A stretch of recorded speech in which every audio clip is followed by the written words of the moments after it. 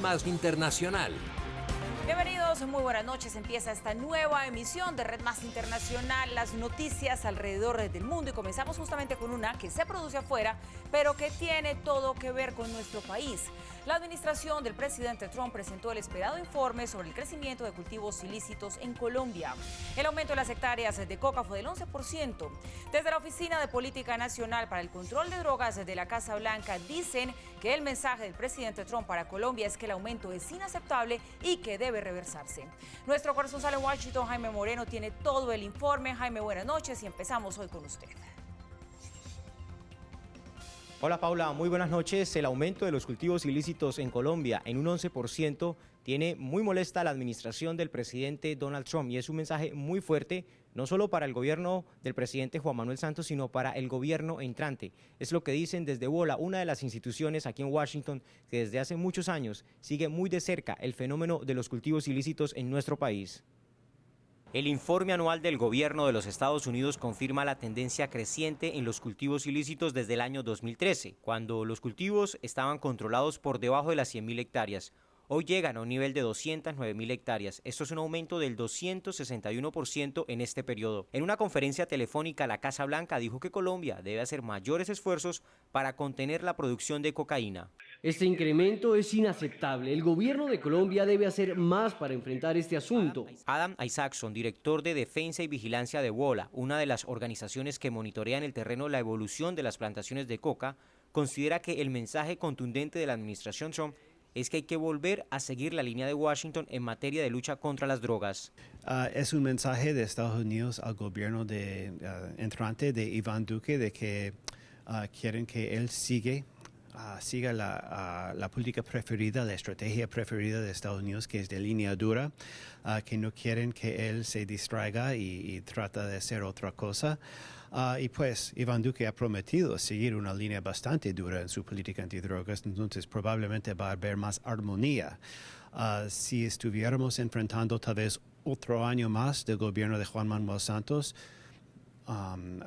estaríamos viendo un declive fuerte en las relaciones bilaterales.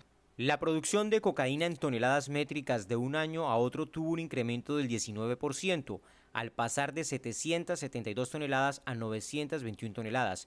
Este aumento, según la administración Trump, ha llevado a que el consumo de cocaína desde el año 2013 se haya disparado a niveles del 81% y las muertes por sobredosis de cocaína en un 110%.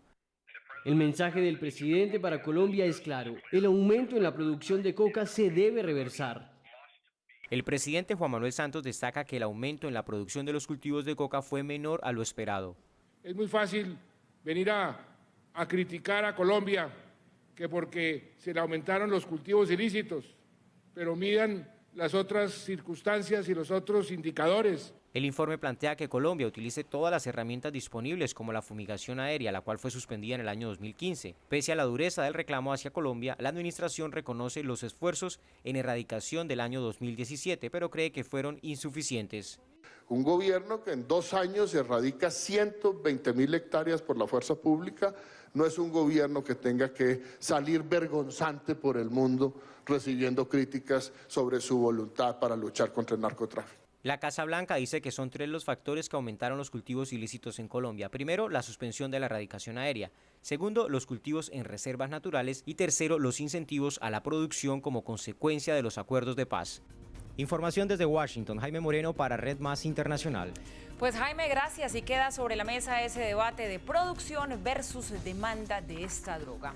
Crece la emergencia por los incendios forestales en California. 2.500 personas han sido evacuadas y 3.000 hectáreas han sido consumidas. Este es el panorama en California tras el incendio que inició el fin de semana cerca de la comunidad de Clear Lake Oaks y que sigue consumiendo hectáreas de bosque a su paso.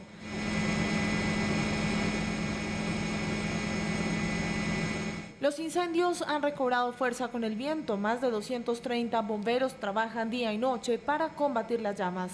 Más de 3.000 hectáreas calcinadas y 12 estructuras completamente destruidas.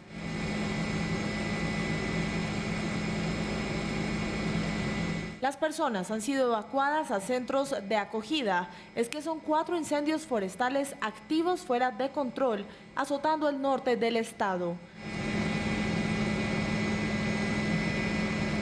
Se considera el inicio de la temporada de incendios en California. Autoridades llaman a los residentes a tomar las medidas pertinentes, a quienes recibieron las órdenes de evacuación a hacerlo y limitar el uso de agua para poder conservarla y apagar las llamas.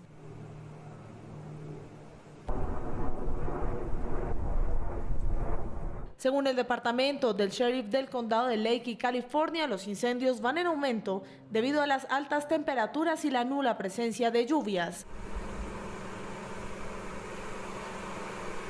El gobernador decretó el estado de emergencia en el norte del estado, donde apoyan a los bomberos con 32 camiones, 2 helicópteros y 6 tanques de agua. Y seguimos en los Estados Unidos porque deportaciones inmediatas sin jueces ni cortes es la petición de Donald Trump para quienes cruzan ilegalmente la frontera. Entre tanto, el Pentágono dice que albergará inmigrantes en 2 bases. El Pentágono se dispone a construir campamentos temporales para inmigrantes en situación irregular en 2 bases militares. Las 2 bases, eso está confirmado ahora. Esas serán las de Goodfellow, Air Force y Fort Bliss, pero no puedo confirmar detalles de cómo se usarán. Proporcionaremos cualquier soporte que el Departamento de Seguridad Nacional necesite para albergar a las personas que tienen bajo su custodia. Así que lo resolveremos semana a semana. Obviamente las cifras son dinámicas, por lo tanto tenemos que mantenernos flexibles en nuestro apoyo logístico para el Departamento de Seguridad Nacional. El Departamento de Defensa aceptó la iniciativa de facilitar el albergue temporal que el Departamento de Salud y Servicios Humanos le presentó en medio de una tensión política en torno a inmigrantes sin documentos detenidos. Trump una vez más se refirió a la deportación inmediata. Contratar a miles de jueces y pasar por un proceso legal largo y complicado no es la manera. Siempre será disfuncional. La gente simplemente debe ser detenida en la frontera y decirles que no pueden entrar ilegalmente a Estados Unidos. Enviar a los niños de vuelta a su país. El fiscal general Jeff Sessions defiende la política migratoria del mandatario. Si nos negamos a enjuiciar a estos adultos por la entrada ilegal, como muchos de nuestros críticos quieren que hagamos, eso sería un prejuicio para la gente de este país. Sería un insulto para aquellos que llegaron aquí legalmente, esperando su turno, haciendo su solicitud. Y lo que es más importante, alentaría y se ha adelantado a más adultos a traer más niños ilegalmente en un viaje peligroso que pone a estos niños en riesgo. Vamos a continuar procesando a los adultos que ingresen aquí ilegalmente. Sin embargo, haremos todo lo que esté en nuestro poder para evitar separar a las familias. Todas las agencias federales están trabajando arduamente para lograr ese objetivo. Entre tanto, el Departamento de Seguridad Nacional notificó que 538 niños que habían sido separados de sus padres, esto por la política tolerancia cero de la administración Trump, se reencontraron con sus familias. Los niños permanecían retenidos en refugios desde que fueron separados de sus padres a principios de mayo. Nos vamos a nuestra primera pausa de la noche. Regresamos en minutos. Esto es Red Más Internacional.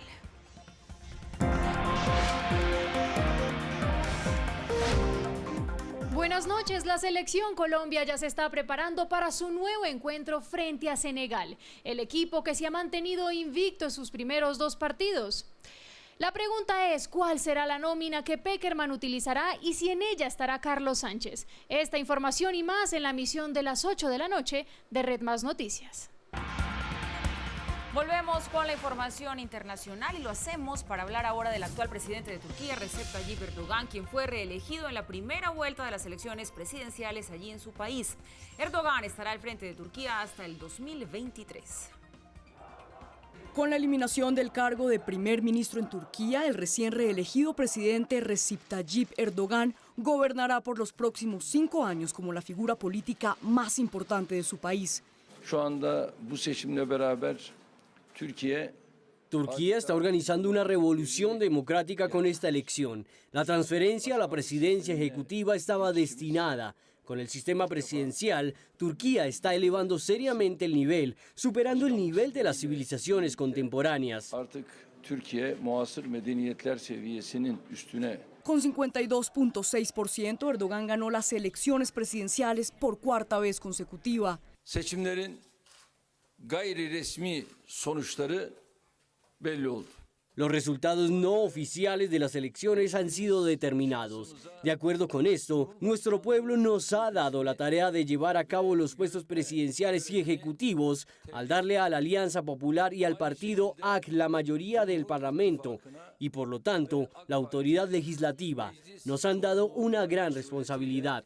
Yasama görevi konusunda da çok büyük bir sorumluluk. Y es que el partido islamista AK, al cual pertenece Erdogan, tiene la mayoría en el Parlamento, lo que le da poder absoluto sobre las decisiones tanto ejecutivas como legislativas. Bundan sonra Cumhurbaşkanıyla De ahora en adelante es momento para que el presidente y el Parlamento trabajen más. Es hora, es el momento de dejar atrás los argumentos, los conflictos y los resentimientos del momento de las elecciones y centrarse en el futuro de nuestro país. Bizim geleceğine yoğunlaşma zamanıdır. Estas elecciones son de suma importancia, puesto que hoy Turquía juega un papel crucial a nivel internacional. Turquía tiene la segunda mayor armada entre todos los países miembros de la OTAN.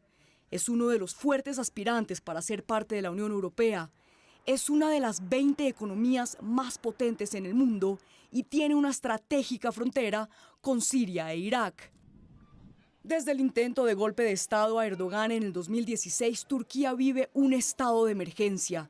Cerca de 107.000 servidores públicos y soldados han sido despedidos de sus trabajos y más de 50.000 personas permanecen presas en espera de juicio. Es por esto que los actuales miembros de la Unión Europea no están tranquilos con los resultados de las elecciones.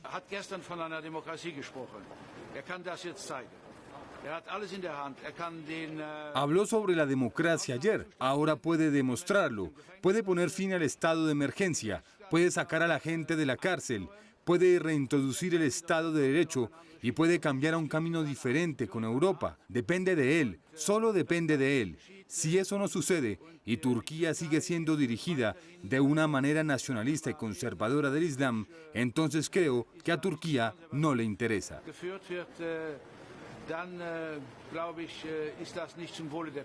Por su parte, la jefe de la diplomacia de la Unión Europea se mostró escéptica a los resultados de las elecciones en Turquía. Tendrán un comunicado de nuestra parte acerca de las elecciones en Turquía cuando los resultados sean oficiales.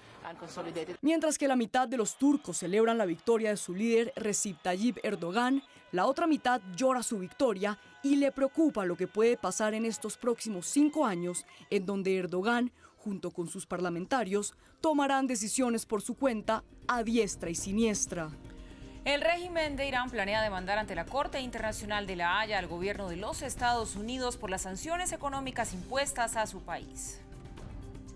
Luego de que Estados Unidos se retirara del acuerdo nuclear con Irán el pasado 8 de mayo, el pacto siguió andando, pero sobre la cuerda floja. Y es que 3 semanas después de la retirada, la Casa Blanca impuso un sinnúmero de sanciones económicas al régimen de Irán.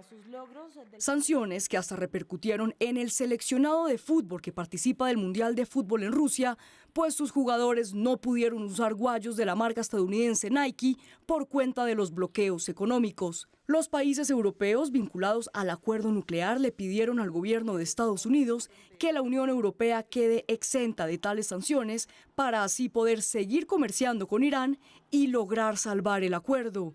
La industria farmacéutica, la sanidad, energía, infraestructuras y la banca son algunos de los sectores a los que Estados Unidos impuso las sanciones, y es por esto que el régimen de Irán ha decidido imponer una demanda al gobierno de Donald Trump. Debido al bloqueo ilegal de $2.000 millones de los activos de los bancos centrales de Irán por Estados Unidos, hemos presentado una demanda a la Corte Internacional de Justicia de La Haya. Creo que la Corte comenzará del 8 al 12 de octubre. En 2016, la Corte Suprema de Estados Unidos dictaminó que los activos deberían distribuirse entre los sobrevivientes y familiares de los fallecidos en ataques que Estados Unidos atribuye a Irán, incluido el atentado de 1983 contra un cuartel del Cuerpo de Marines de Estados Unidos en Beirut, Líbano.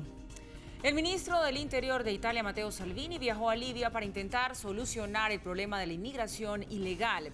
Salvini propuso unos centros de asilo en el sur del país africano, propuesta a la que Libia se opuso.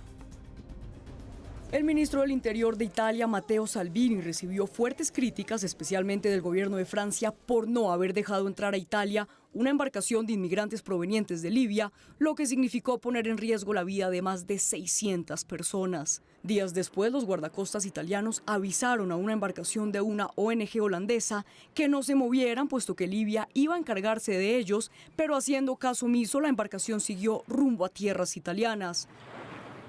Por estos dos episodios, Salvini decidió viajar hoy a Libia para hablar con el primer ministro de ese país y llegar a una solución consensuada en temas de inmigración. Ya giovedì al Consiglio Europeo, el gobierno italiano.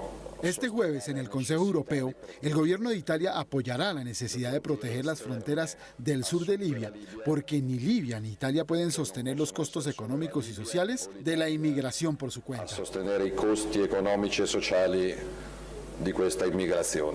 Es por esto que Salvini propuso al gobierno libio la creación de centros dentro de Libia, ubicados al sur del país, los cuales acogerán estas personas que intentan huir de Libia en busca de un mejor futuro. Propuesta que poco convenció al primer ministro de Libia. Estamos de acuerdo con los europeos en muchos puntos en temas relacionados con la inmigración ilegal. Sin embargo, rechazamos categóricamente la existencia de centros para inmigrantes dentro de Libia, ya que va en contra de la ley libia y no aplica para la ley libia y sus regulaciones. Salvini agradeció al gobierno libio por el excelente trabajo realizado en el Mediterráneo en temas de inmigración y aseguró que Italia está completamente sincronizada con la forma en la que han actuado los libios para proteger su territorio. Por su parte, el gobierno libio aseguró que seguirá protegiendo sus fronteras y espera que la ayuda que la Unión Europea pueda darle llegue a través de un canal oficial, el gobierno libio o el Consejo Presidencial. Hoy es un día histórico para las mujeres de Arabia Saudita. A partir de este 25 de junio podrán manejar.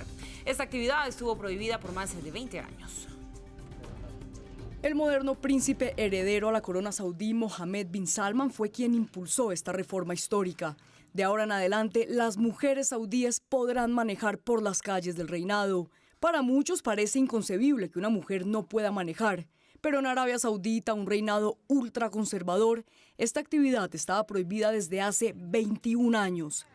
Cerca de 3 millones de mujeres completaron sus cursos de manejo y poco a poco obtuvieron sus licencias de conducción para poder manejar por las calles de Riad desde la hora cero del levantamiento de la prohibición. Estoy muy feliz hoy. Es un día histórico para las mujeres saudíes. Ahora todas las mujeres tienen la oportunidad de manejar. Ni siquiera sé cómo expresar lo que siento. Como si se tratara de una exhibición de carros, las mujeres a las 12 de la noche salieron a las calles acompañadas de un camino de honor hecho por hombres y mujeres, quienes aplaudían este histórico momento. Anoche salí y todos estaban alentándonos. Todos los hombres en las calles estaban aplaudiendo, estaban muy felices, estaban sonriendo. Y eso nos da mucho apoyo.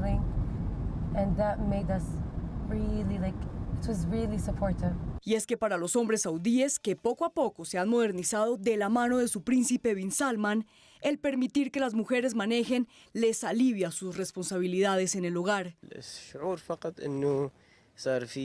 Para mí esto significa que ella es ahora más independiente. No solo independiente, sino que ahora tendrá las mismas responsabilidades que nosotros en el hogar. Como dos personas manejando un solo carro, lo que significa compartir responsabilidades. Y lo que es realmente importante es que ahora ella puede tomar sus propias decisiones, en vez de tener que depender de mí para cualquier decisión. Se espera que con el fin de esta prohibición, las empresas saudíes empleen más mujeres, lo que podría significar un incremento significativo en la economía del reinado. Es increíble que las mujeres apenas hasta ahora estén pudiendo conquistar estos espacios en el mundo que llamamos moderno, pero nos vamos a una pausa, ya regresamos con más información.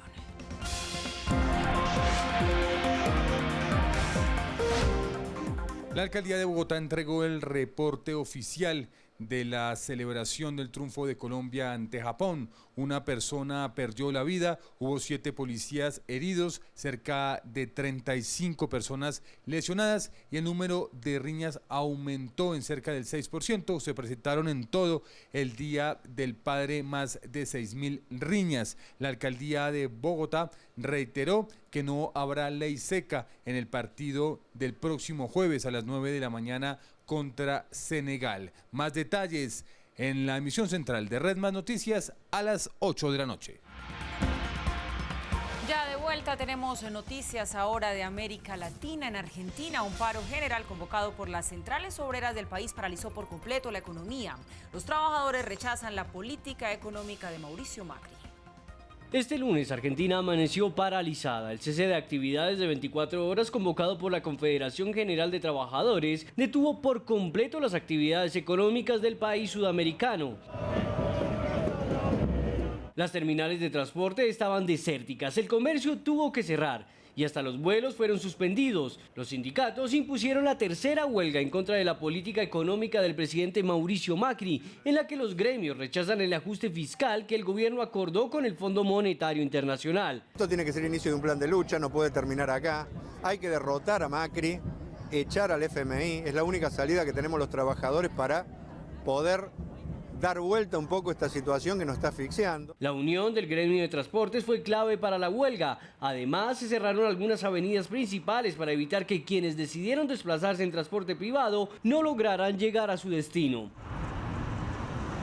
La CGT pide renegociar el aumento laboral del 15% acordado a inicios del 2018, ya que desde marzo el país ha sufrido incrementos de los impuestos y una devaluación de la moneda nacional en un 35%. La Central de Trabajadores de Argentina, que también es parte de este paro nacional, logró dejar sin actividad laboral a hospitales y entidades públicas. Los centros educativos también se unieron a la jornada de protesta. El presidente Macri advirtió que la huelga no contribuye a nada. Sin embargo, las centrales piensan que el paro es el camino más adecuado para lograr un diálogo con el gobierno de centro derecha, ya que no permitirán una reforma laboral. Por su parte, el ministro de Hacienda, Nicolás Duhovne, rechazó las protestas y advirtió de los costos que esto trae para el país. El paro de hoy le va a costar a los argentinos casi 29.000 millones de pesos. La única manera de sacar adelante nuestro país es trabajando. Los argentinos temen repetir el devastador colapso económico del 2001 y 2002 en la nación. Y tras varios días de zozobra, hoy se reanudaron los diálogos en Nicaragua. Además, el gobierno de Daniel Ortega permitió la entrada de garantes internacionales provenientes de la CIDH y también de la ONU.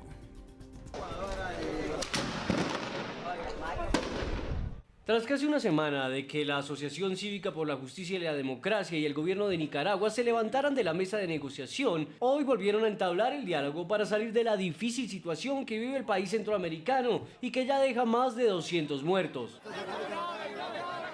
Las dos partes fueron citadas por la Iglesia Católica para discutir la propuesta de adelantar las elecciones presidenciales, que deberían llevarse a cabo en 2021 para marzo del otro año. Los obispos de Nicaragua estamos esperando que el presidente Ortega nos comunique oficial y formalmente su aceptación de la propuesta que le hicimos el 7 de junio, recogiendo el sentir de la mayoría de los nicaragüenses sobre elecciones anticipadas para marzo de 2019. Como parte de este diálogo, la CIDH anunció la llegada de un equipo técnico a Nicaragua que tendrá como principal tarea monitorear la situación de derechos humanos, luego del informe presentado por este organismo multilateral, en el que manifiestan sus preocupaciones debido a las graves violaciones a los derechos humanos en el contexto de las protestas sociales. El MECENI, Mecanismo Especial de Seguimiento para Nicaragua, dará seguimiento al cumplimiento de las medidas cautelares otorgadas en este contexto para las personas con grave riesgo a sus vidas o integridad física y mantendrá el monitoreo de la situación de los derechos humanos en Nicaragua para los fines pertinentes al mandato de la CIDH. Adicional a esto, mañana arribarán al país varios funcionarios de la Oficina del Alto Comisionado de las Naciones Unidas para los Derechos Humanos, quienes indagarán sobre los hechos de violencia que desde abril se vienen presentando en el país. La llegada de estas comisiones podría desenredar el diálogo que había llegado a un punto muerto el pasado miércoles, cuando los miembros de la Asociación Cívica por la Justicia y la Democracia se levantaron por falta de garantes internacionales, una demanda a la que el gobierno de Daniel Ortega accedió 3 días después. Se sigue, entre tanto, cerrando el cerco para Venezuela. Los países miembros de la Unión Europea sancionaron a 11 miembros del alto gobierno venezolano por atentar contra los derechos humanos. Entre los sancionados se encuentra la vicepresidenta Delcy Rodríguez. En enero pasado, los ministros de Exteriores de la Unión Europea sancionaron a 7 funcionarios del gobierno de Nicolás Maduro por haber violado derechos humanos y socavado la democracia y el Estado de Derecho. Hoy revelaron una nueva lista que incluye a 11 pesos pesados del gobierno Maduro. Entre ellos figura la vicepresidente Delcy Rodríguez, el vicepresidente del área económica Tarek El Aissami, el inspector general de la Armada Nacional Sergio Rivero, el comandante general del Ejército Jesús Suárez, además del jefe de la Dirección General de Contrainteligencia Militar Iván Hernández. Junto a ellos aparecen los nombres de Elías Jawa, ministro de Educación, Sandra Oblitas, vicepresidente de la CNE, entre otros. Las sanciones impuestas por la Unión Europea incluyen la prohibición de viajar a los países miembros de esa comunidad y la congelación de bienes que pudieran tener allí. Estas medidas provocaron una aireada reacción por parte del régimen venezolano, quien a través de un comunicado rechazó lo que calificaron como un atentado contra la tranquilidad de los venezolanos.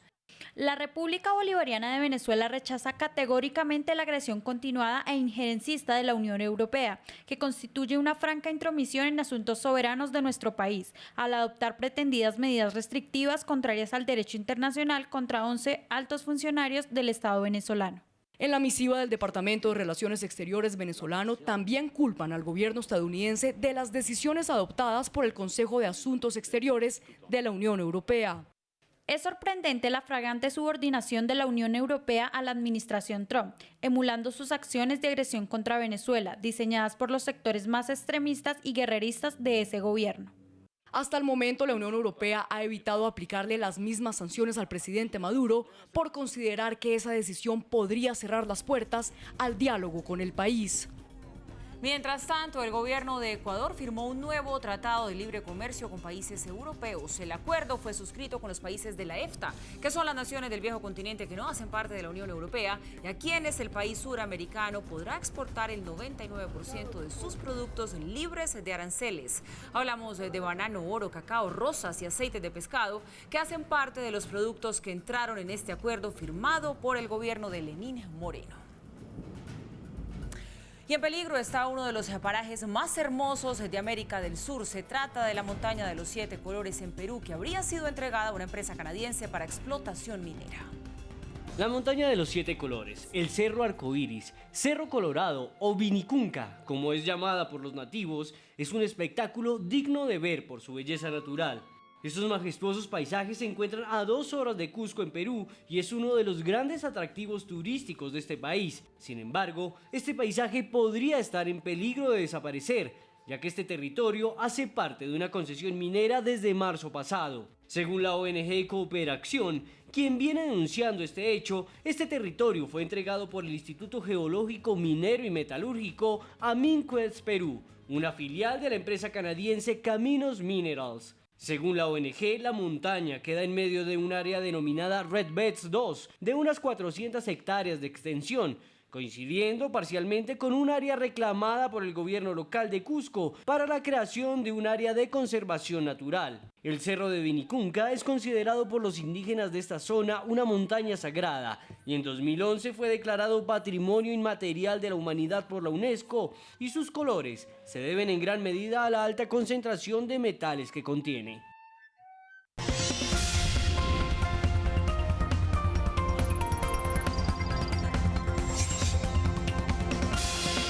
Y antes del cierre, volvemos con el hecho internacional del día que lo protagoniza Colombia. La administración del presidente Trump presentó el esperado informe sobre el crecimiento de cultivos ilícitos aquí en nuestro país, en Colombia. El aumento de las hectáreas de coca fue del 11%. Desde la Oficina de Política Nacional para el Control de Drogas de la Casa Blanca dicen que el mensaje del presidente Trump para Colombia es que el aumento es inaceptable y debe reversarse. El informe anual del gobierno de los Estados Unidos confirma la tendencia creciente en los cultivos ilícitos desde el año 2013, cuando los cultivos estaban controlados por debajo de las 100.000 hectáreas. hoy llegan a un nivel de 209.000 hectáreas. Esto es un aumento del 261% en este periodo. En una conferencia telefónica, la Casa Blanca dijo que Colombia debe hacer mayores esfuerzos para contener la producción de cocaína. Este incremento es inaceptable. El gobierno de Colombia debe hacer más para enfrentar este asunto. Adam Isaacson, director de Defensa y Vigilancia de WOLA, una de las organizaciones que monitorean el terreno la evolución de las plantaciones de coca, considera que el mensaje contundente de la administración Trump es que hay que volver a seguir la línea de Washington en materia de lucha contra las drogas. Es un mensaje de Estados Unidos al gobierno entrante de Iván Duque de que quieren que él siga la política preferida, la estrategia preferida de Estados Unidos, que es de línea dura, que no quieren que él se distraiga y trata de hacer otra cosa. Y pues Iván Duque ha prometido seguir una línea bastante dura en su política antidrogas, entonces probablemente va a haber más armonía. Si estuviéramos enfrentando tal vez otro año más del gobierno de Juan Manuel Santos, estaríamos viendo un declive fuerte en las relaciones bilaterales. La producción de cocaína en toneladas métricas de un año a otro tuvo un incremento del 19%, al pasar de 772 toneladas a 921 toneladas. Este aumento, según la administración Trump, ha llevado a que el consumo de cocaína desde el año 2013 se haya disparado a niveles del 81% y las muertes por sobredosis de cocaína en un 110%. El mensaje del presidente para Colombia es claro: el aumento en la producción de coca se debe reversar. El presidente Juan Manuel Santos destaca que el aumento en la producción de los cultivos de coca fue menor a lo esperado. Es muy fácil venir a criticar a Colombia que porque se le aumentaron los cultivos ilícitos, pero midan las otras circunstancias y los otros indicadores. El informe plantea que Colombia utilice todas las herramientas disponibles como la fumigación aérea, la cual fue suspendida en el año 2015. Pese a la dureza del reclamo hacia Colombia, la administración reconoce los esfuerzos en erradicación del año 2017, pero cree que fueron insuficientes. Un gobierno que en 2 años erradica 120.000 hectáreas por la fuerza pública no es un gobierno que tenga que salir vergonzante por el mundo recibiendo críticas sobre su voluntad para luchar contra el narcotráfico. La Casa Blanca dice que son 3 los factores que aumentaron los cultivos ilícitos en Colombia. Primero, la suspensión de la erradicación aérea. Segundo, los cultivos en reservas naturales. Y tercero, los incentivos a la producción como consecuencia de los acuerdos de paz.